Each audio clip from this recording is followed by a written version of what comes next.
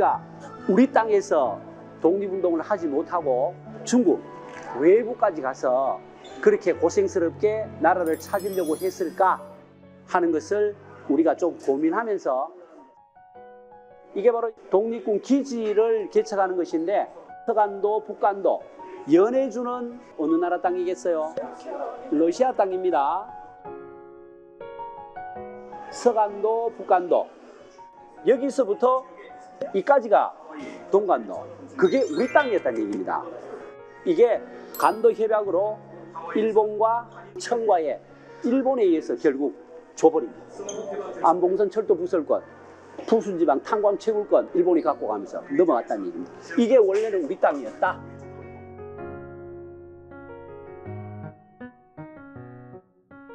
여기는 뭐 우리 독립군들 태극마크가 있죠. 이마에 별이 있는 것이 바로 누구다? 일본군들. 우리 위치는 높은 곳, 일본군은 저지대에서 올라오니까 우리가 훨씬 더 유리한 전투를 펼칠 수 있었다. 이게 주식이에요. 주식, 감자.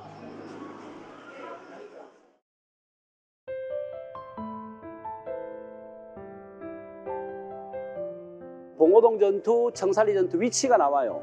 두만강과 우리나라에서 끝 지점이 러시아와 우리의 국경선이 맞닿아 있습니다.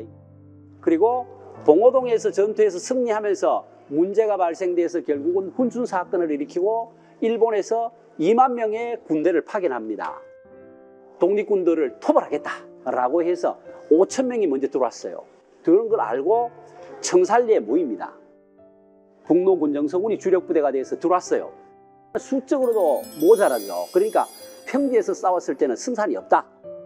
대군평 전투에서는 고지대를 점령하고 진지를 만들고 주력부대는 가는 척하면서 뒤에 이범석 장군이 이끄는 이군들이 매복해 있다가 일본군이 오는 5천 명을 완전히 기습 공격으로서 상당한 전과를 2천 명 정도의 사상자를 내는 대단 전투가 바로 여기입니다. 청산 전투. 이게 바로 우리의 가장 큰 승전입니다. 여러분들이 일본이라고 생각하면 어디 가만히 있겠어요? 그래서 이 간도 지방의 전체를 초토화를 시키려고 노립니다. 그러니까 하는 수 없이 우리는 여기서는 안 되겠다. 이 위쪽에 있는 신카이오 밑에 밀산부로 갑니다. 그래서 만드는 게 대한독립군단. 거기서 서일 총재가 김자진 장군 그리고 이동휘, 홍범도 장군과 함께 대한독립군단을 끌고 자유시 러시아로 가자고 했는데 홍범도 장군, 이동휘 장군들은 다 러시아로 자유시로 가고 김자진 장군은 배신이다 라고 하면서 돌아왔다는 얘기입니다. 김자진 장군은 뭐 순수 민족주의다. 김자진 장군이 있으면 공산주의가 아무래도 민족주의에 밀릴 것 같아서 피살이 됐다고 생각하면 가장 쉽게 이해할 수 있습니다. 이제 간도 참변인데 이 수많은 일본군들이 바로 간도 지방에 있는 우리 민족을 소탕을 하기 위해서 아주 심각하게, 우리가 죽은 사람이 바로 3,600이 죽었어요. 다 불태워버립니다. 속까지도 다 죽여버립니다. 그래야만 간도 지방에 우리 독립운동가뿐만 아니라 우리 민족이 살 수가 없다는 얘기입니다. 그래서 하는 수 없이 우리는 여기서는 독립운동을 할 수 없구나 라고 해서 대한독립군단 만들고 러시아 땅으로 갈 수밖에 없었다.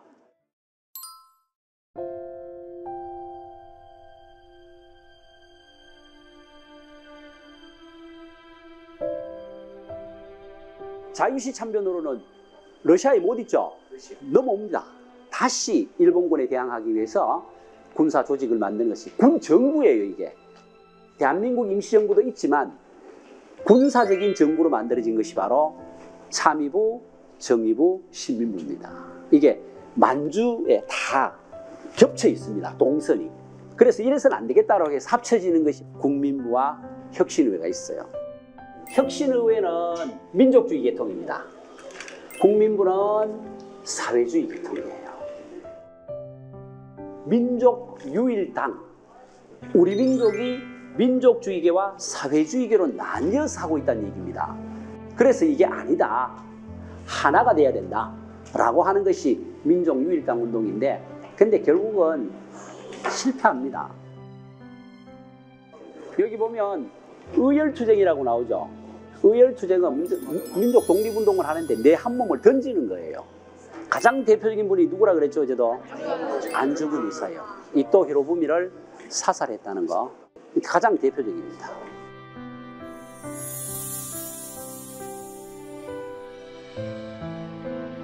군인이라고 자기가 직접 얘기를 합니다. 그래서 죽였다, 이토 히로부미를. 나는 군사재판을 받고 싶다는 얘기예요. 이 전명군과 장인환 의사는 1904년에 온 한일의정서의 외교 고문인 스티븐스를 죽입니다. 이 두 분이 전혀 모르는 분이에요. 샌프란시스코에서 스티븐스가 배를 타고 이동을 하려고 하는데 그 부두에 이분이 내려가서 창을 쐈는데 실패했어요. 그런데 도망을 치니까 이분이 총을 쐈어요. 총을 쐈는데 이분으로 쐈어요. 어깨를 맞았습니다. 그리고 다시 쏴가지고 스티븐스를 사살합니다. 헤이그 특사는 왜 갔죠? 그쵸. 그쵸. 외교권을 빼앗아가는 을사늑약에 대한 강력 반대로 보낸 것이 헤이그 특사다. 자, 여기도 이제 의외입니다. 이봉창 의사예요. 이때는 급해가지고 사실은 제대로 실험도 못하고 사제폭탄을 만들어서 갔는데 유감스럽게도 일본 천황이 마차를 타고 지나갔는데 탕 던졌는데 제대로 터지질 않았어요. 그래서 실패했습니다. 이 아나키스트라는 것은 무정부주의입니다. 그러니까 이게 왜 무정부주의라 하는가 하면 나는 어디 소속이라 그러면 그 나라가 책임을 져야죠. 그러니까 우리는 관계없어. 나 개인적으로 했어. 이렇게 주장하는 것이 바로 이런 아나키스트들의 활동이에요. 한일애국단이라는 단체를 누가 만드느냐 하면 김구 선생이 만듭니다. 이봉창도 역시, 그리고 윤봉길 의사도 한일애국단 소속입니다. 윤봉길 의사가 상하이 홍콩 공원에서 도시락으로 된 폭탄을 던집니다. 운이에요, 운.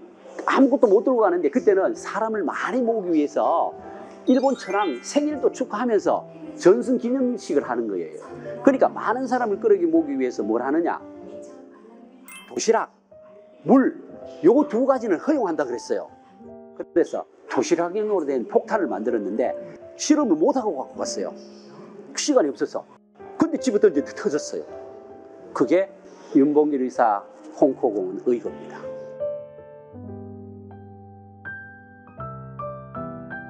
전래식이라는 것이 군부대를 만들어서 우리가 앞으로 참전하겠다 하는 의식을 갖는 것입니다.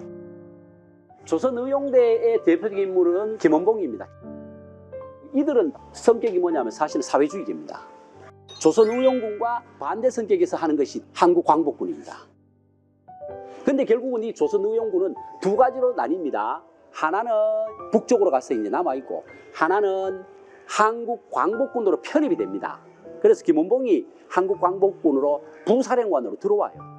그 대신에 이제 우리 싫다, 남아있겠다 라고 하는 사람들은 중국군과 손을 잡습니다. 광복군 안에 저 사진에 보면 여성들도 참여했다는 것이 특징입니다.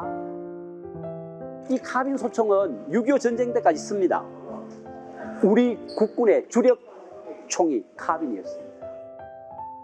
이 한국광복군이 실제로 국내 진입작전을 해서 이제 일본군을 몰아내고 우리가 완전히 독립을 하겠다라고 했는데 히로시마, 나가사키에 원자탄이 틀어지면서 결국 일본의 무조건 항복으로 우리 뜻과는 전혀 관계없이 끝나버렸다는 거예요.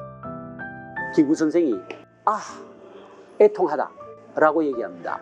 애통하다는 얘기는 우리 스스로가 자주 독립을 못했다는 애통함이에요. 타이에서.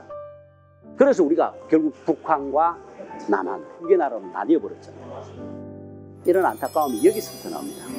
자, 이제 갑시다.